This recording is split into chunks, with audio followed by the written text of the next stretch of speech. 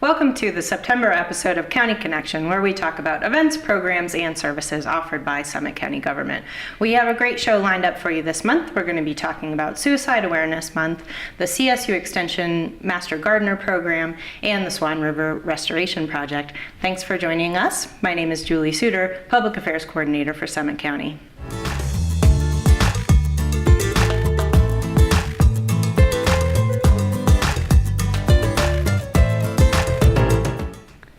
For this first segment, we're going to be talking about Suicide Awareness Month, and joining us is Kellen Glynn, a licensed professional counselor and also the coordinator for Healthy Futures Initiative, which is part of our Youth and Family Services Department at Summit County. Welcome, Kellen. Thank you. Welcome. So Kellen, September is Suicide Awareness Month, and can you talk about why it's important to be raising awareness around this issue? Yeah, it's very important because I think that more people than you would expect are dealing with this problem. A lot of times we think that it's just kind of a segmented group, or it's not part of our life, and then if you sort of talk about it and discuss it with other people, you'll find that it's actually a lot more common than you would think, and a lot more people are feeling depressed or suicidal, or are having struggles with mental health, and part of it is just opening the discussion up and having a conversation. And so it's really important to bring that to the public, and to bring it to our daily conversation, and doing it in 1 month is great. Right. Because this is, obviously it's a tough topic to talk about, and a lot of people may be uncomfortable or unfamiliar with having these types of discussions. So let's begin by talking about some of the warning signs to look for that may indicate that someone's having suicidal thoughts and feelings. Yeah, and what you said, it is something that people are not really that comfortable talking about. They're not really that, it's not something that you really want to dive into with somebody. It's scary. And so sometimes people will shy away from the conversation. But some of the warning signs to kind of look out for, if people are having a significant change in behavior kind of abruptly, if somebody's talking about feeling really hopeless or helpless, if somebody's kind of just talking about things that are not going well and haven't been going well, and they don't see how to get out of it, they kind of talk about being kind of really just out of options.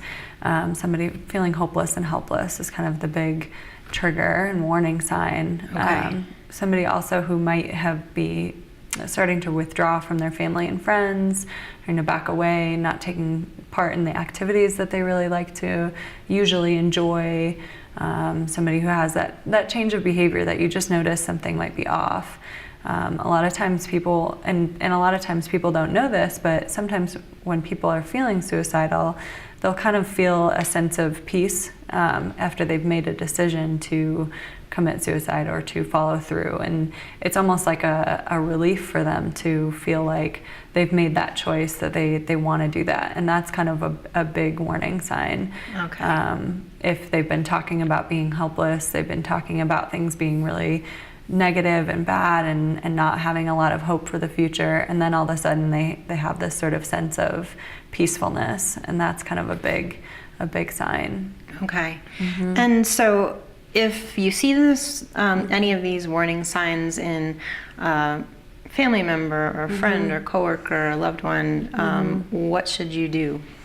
Well, definitely the first thing to do is to have a conversation, to talk to that person, not to shy away. We've done a lot of, and in my practice, like you said, I'm a licensed counselor, and so a lot of times talking with people that have felt this way, they say that the best thing to do is to just talk to them, let them know that you're there.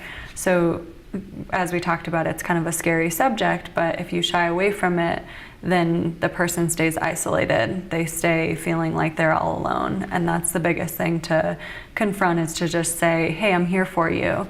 I want to help. I notice that you've been going through something and you've been different, and I can tell that something's wrong. Is there something that I can do? And to just start that conversation is the number one thing that you can do. To have a discussion, to say that I'm here for you. I notice. I'm paying attention. Right. And then, yeah, go ahead. Oh, and so it seems like some people may be somewhat reluctant to have that discussion because they don't want to push someone further. Is that Yeah. something that you see? Yeah, that's a big thing for people that are afraid of having the conversation. That's what we hear a lot is people say, well, I didn't want to put that idea in their head. I didn't want to, kind of send them over. I didn't want to talk about suicide if they're feeling suicidal because then it'll make them more suicidal. And that's a fear that we all kind of have. And it's definitely something that people feel and think. It's definitely not the case. Okay. And that's something to make very clear is that you're not going to make somebody feel suicidal by talking to them or asking. You're not going to push them further. You're not going to press them over the edge. What we've actually found is that the opposite is true. When you talk about it and when you say, hey, I'm here for you, are you feeling suicidal? And when you bring that up, they feel this intense relief, like finally I can talk about it. Finally I can say something and somebody's here. And we've found that a lot of times people will say that that's what actually helped them get help, is that because somebody talked to them about it. Okay. It's not like an illness that somebody's going to, it's not contagious, it's not going to get worse if you talk about it or spread. It's Okay. not something like that. But that is a common fear. Okay. A lot of times what shies people away. All right. And what about for people who may be feeling suicidal or very depressed or having some of these thoughts and feelings themselves? What steps would you recommend they take? Well, first and foremost, know that you're not alone. Know that you're definitely a part of a community that's here to help. There's a lot of resources within the community that are available to you. And if somebody is feeling that way, know that you have loved ones that care, and there are people that are here to help. And I can kind of talk about the resources. Yeah, let's talk about some of those resources here in Summit County. Yeah, so we do have the Mind Springs Health Center, and that's our local mental health center. And so they have a 24-hour crisis line. And we also have the Summit Community Care Clinic that's available as well. And those are, you can walk in anytime and get somebody to see you and get attention and help. They have hotlines that you can call, lifelines that you can call that are available 24/7 and staffed with people that are trained to kind of help you through that and give you the resources that you need, either to have somebody come out to you and help or to have you go see somebody immediately. There's also the ColoradoCrisisServices.org, and that's a Colorado state campaign. And that's a really great website to go to. If you haven't visited, I would say definitely go and look at it. They have a text line, a phone line, and also a website chat box that you can talk to somebody. And either a person that's helping or a person that's feeling suicidal can go on and talk to somebody right away. The CrisisServices.org has mobile crisis units as well, so they will display mobile units if somebody needs it as well. They can't get somewhere. And what exactly is a mobile unit then? So they have like a trained professional that would go to a person that was in need. Okay. And depending on where the person is located, sometimes that's what is a barrier for people to get services. They're maybe sometimes out in a rural area, and they don't have access to transportation or anywhere to go. And so a mobile person will come to them and help them assess and kind of do an evaluation and see where they're at and help kind of assess where they need to go. Okay, great. So a lot of a pretty wide variety of services depending on what you may be comfortable with and ready for, and kind of to tailor to what you're needing at that moment. Yeah. And so several organizations throughout Summit County, some of which you've certainly mentioned, are working on suicide prevention initiatives. Can you talk about what's taking place in our community? Sure. So at Healthy Futures Initiative, we have a SPAT team. That's the acronym, is Suicide Prevention Action Team. Okay. And it's a group that got together in 2014. After there was actually a suicide death at the high school. That group came together and said, we need to kind of address these things and find out what we can do to help in the community. And so they meet monthly, or we meet monthly, and every month kind of discuss what we can be doing to help prevent suicide suicides in our community, help create awareness, kind of reduce the stigma around somebody who's feeling suicide, kind of reduce that shyness and discussion about it. The SPAT team is made up of all sorts of community individuals, community members. We have representatives from the FERC, representatives from the Care Clinic, from Mind Springs, from the Sheriff's Department, from the school board, all sorts of different people, leaders in the community that are really doing a lot of good work to raise awareness and to get trainings out. Mental health first aid is something that's done by Mind Springs and the SPAT team. And that's an approach to kind of helping somebody be aware of somebody that's feeling suicidal, be aware of those signs and what to do, which is a really great program, and it's offered to all the community members. Okay, great. So if folks wanted to take that, is it a course? Yeah, so it's a training, and people from Mind Springs Health Center will come and lead the trainings in the community, and I'm not sure when the next one is, but we could definitely find out.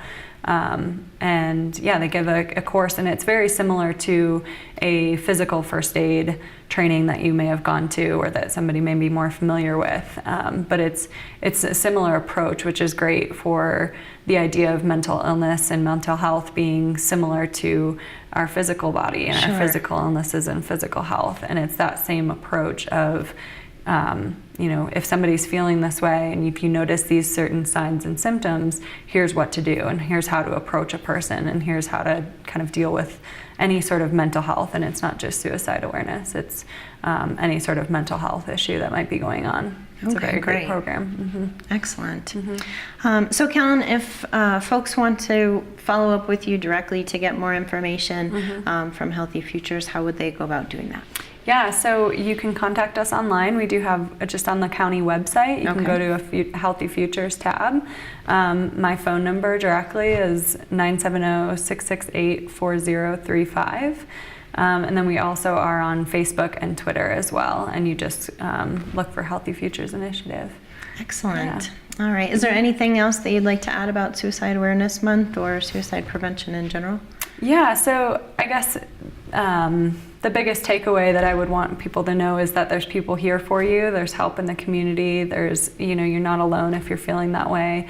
And if you know somebody, or if you have a kind of a gut feeling that something might be wrong, or that something might be happening with a loved one, or a friend or acquaintance, anything, just start the conversation. Have a discussion and ask outright. A lot of times people get afraid of saying the word suicide, and that's the biggest way to sort of bridge that gap and let somebody know, is to ask directly, are you feeling suicidal? And if you are, here we can fight through this. We can get through it, and try to be supportive and be empathetic, and just let the person know that you're there for them.